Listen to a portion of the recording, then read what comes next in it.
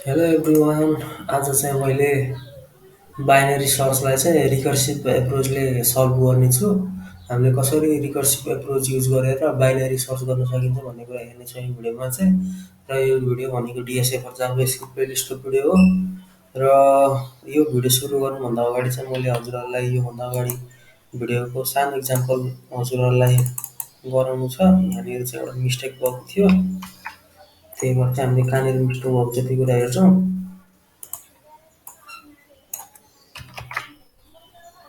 त्यो मिस्टेक चाहिँ कहाँनिर भएको थियो भन्दा यहाँनिर भएको थियो। हामीले फाइन्डको सट्टा मिड राखेको थियो, त्यही भएर चाहिँ हामीले अनडिफाइन्ड पाइरहेको थियौँ। किनकि यो लुपभित्र जानै पाएको थिएन, त्यही भएर चाहिँ हामीलाई चाहिँ आउटपुट रिजल्ट आएको थिएन। त्यही भएर चाहिँ हामीले यहाँ फाइन्ड गर्नुपर्ने हुन्छ। यो कुरा हजुरहरूले पनि पत्ता लगाइसक्नु भएको थियो होला। र यो कुरा अब सल्भ भइसक्यो, त्यही भएर हामी चाहिँ यो कुरालाई यहाँनिर स्टप गरेर अब रिकर्सिभ एप्रोच नै हेर्नेछौँ। र यो भिडियोमा चाहिँ मैले स्लाइड्सहरू बनाएको छैन, एक्स्ट्रा स्लाइड्सहरू, किनकि हामीले बाइनरी सर्च भनेको के कुरा हेरिसकेको छ। त्यही भएर डाइरेक्टली हामीले इक्जाम्पल नै हेर्नेछौँ। इक्जाम्पल हेरौँ है त। हामीले चाहिँ सुरुमा डाटा छ, सर्टेड डाटा, स्टार्ट छ, एन्ड छ। एन्ड स्टार्ट भनेको 0, एन्ड भनेको लास्ट इन्डेक्स, फाइन्ड भनेको 17, पोजिसन भनेको सुरुमा थाहा छैन, हामी पोजिसन फाइन्ड आउट गर्नु पऱ्यो 17को। यसरी रिकर्सिभ बाइनरी फङ्सन चाहिँ मैले डिफाइन गरेको छु, जसमा चाहिँ प्यारामिटरमा चाहिँ एउटा डाटा, एउटा स्टार्ट, एउटा इन्ड छ। सुरुमा चाहिँ हामीले डाटा दिन्छौँ, यो हेरे स्टार्ट भनेको 0 दिन्छौँ, इन्ड भनेको लास्ट इन्डेक्स दिन्छौँ है। यसरी चाहिँ हामीले चाहिँ के गर्छौँ त, सुरुमा चाहिँ अब मिड भ्यालु निकाल्छौँ। मिड भ्यालुमा चाहिँ यसरी निकाल्छौँ, start plus end divided by 2। सुरुमा स्टार्ट भनेको कति छ त, यहाँनिर कन्सोल गरेको छु मैले। स्टार्ट भनेको 0, एन्ड भनेको 0 1 2 3 4 5 6 7 8 8 भयो है। इन्ड भनेको 8 भयो। स्टार्ट प्लस इन्ड भनेको 0 प्लस 8 डिभाइड बाई 2 भनेको 4 भयो। मिड 4 भयो। 4 भनेको 0 1 2 3 4, यहाँ 22 छ, मैले कन्सोल पनि गरेको छु। हाम्रो इक्वल्स टु छ त छैन, नभइसकेपछि यो भित्रको बडी एक्जिक्युट हुनु भएन, एलसिफमा जान्छ। Data mid less than find, हामीले सर्च गर्नुपर्ने एलिमेन्टभन्दा डाटा मिड स्मलर छ त छैन, ग्रेटर छ है। हाम्रो कन्डिसनमा ग्रेटर छ, हामी 7 फाइन्ड आउट गर्नुपर्छ। ग्रेटर छ भने त हामीले त्योभन्दा ग्रेटर एलिमेन्ट त हामीलाई चाहिँदैन, त्यही भएर चाहिँ हामीले यो लेफ्ट साइडतिर खोज्छौँ जहाँ स्मल एलिमेन्ट्सहरू छन्।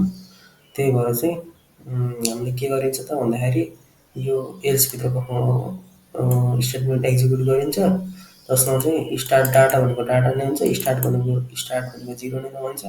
र इन्ड भनेको चाहिँ हामीले इन्डमा चाहिँ हामी के पठाउँछौँ, यो इन्डमा मिड माइनस 1 पठाउँछ। मिड माइनस 1 भनेको यो 17 पठाउँछ है त, अथवा थर्ड इन्डेक्स पठाउँछ। स्टार्ट भनेको 0 अनि इन्ड भनेको चाहिँ कति हुन्छ, 3 हुन्छ। यसरी 0 र 3 जान्छ। 0 र 3 डिभाइड बाई 2 जाँदाखेरि 0 र 3 डिभाइड बाई 2 भनेको 1.5 हुन्छ। 1.5 फ्लोर भ्यालु भनेको 1 हो। त्यही भएर चाहिँ हाम्रो चाहिँ मिड भ्यालु चाहिँ के अरे, सुरुमा मिड भ्यालु चाहिँ के हुन्छ त भन्दाखेरि मिड भ्यालु 9 हुन्छ। यो मिड पनि मैले कन्सोल गरेको छु। त्यसपछि चाहिँ डाटा मिड भनेको फाइन्ड बराबर होइन, होइन भने चाहिँ यहाँ data mid less than find छ। लेस छ त फाइन्ड गर्नुपर्ने होइन, हो लेस छ। त्यही भएर हामी के गरिन्छ, रिकर्सिभमा चाहिँ डाटा त्यही डाटा पठाइन्छ। अनि मिड भनेको चाहिँ हामीले 1 ले बढाइन्छ। मिड भनेको अब कति हुन्छ, 1 ले बढाउनु भने चाहिँ हाम्रो मिड भनेको 13 भयो। के अरे, स्टार्ट भनेको 13 भयो है। स्टार्ट भनेको हाम्रो कति भयो, सेकेन्ड इन्डेक्स भयो, 13 भयो। अनि इन्ड भनेको त हाम्रो 3 नै छ है। यो कन्डिसनमा चाहिँ हामी, त्यही भएर चाहिँ हाम्रो स्टार्ट भनेको 2, इन्ड भनेको 3 भयो। अनि हाम्रो के छ त भन्दाखेरि डाटा मिड भनेको 13 भयो है। त्यहाँ हामीले पठाइन्छ। फेरि हामीले के भन्छ, फ्लोर भ्यालु निकाल्ने, मिड भ्यालु। मिड भ्यालु निकाल्दाखेरि हाम्रो के हुन्छ त भन्दाखेरि यसरी 17 आउँछ। स्टार्ट भनेको 0, इन्ड भनेको 3 हुन्छ। स्टार्ट भनेको पनि 3, इन्ड भनेको पनि 3 हुन्छ है। अनि त्यसपछि मिड भ्यालु भनेको 17 हुन्छ। हाम्रो डाटा मिड बराबर फाइन्ड छ त छ, यो कन्डिसनमा छ। त्यही भएर चाहिँ हामीले पोजिसन भनेको हाम्रो मिड हो भनेर हामीले यसरी मिडको इन्डेक्स दिन्छौँ है।